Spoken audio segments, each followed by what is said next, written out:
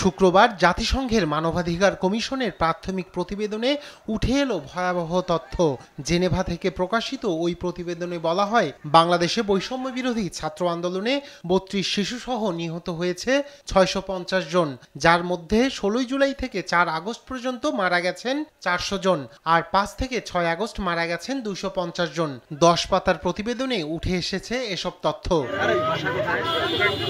এতে আরও বলা হয়, নিহতদের মধ্যে আছে বিক্ষোভকারী, পথচারী, সাংবাদিক এবং নিরাপত্তা বাহিনীর সদস্যরা। ওই প্রতিবেদনে বাংলাদেশের নিরাপত্তা বাহিনীর বিরুদ্ধে গুরুতর মানবাধিকার লঙ্ঘনের অভিযোগের কথা বলা হয়েছে। বাংলাদেশের গণমাধ্যম ও আন্দোলনকারীদের কাছ থেকে পাওয়া তথ্য ব্যবহার করে জাতিসংঘের এই প্রতিবেদনটি তৈরি করা হয়েছে।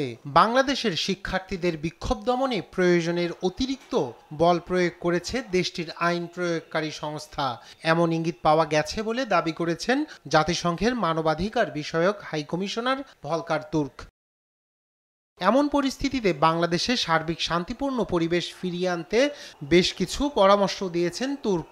এর মধ্যে আছে আইন শৃঙ্খলা বাহিনীর বিরুদ্ধে শাস্তিমূলক ও ফৌজদারি ব্যবস্থা গ্রহণ সহ সামাজিক, অর্থনৈতিক এবং রাজনৈতিক অভিযোগের সমাধানের জন্য উন্মুক্ত সংলাপের ব্যবস্থা করা।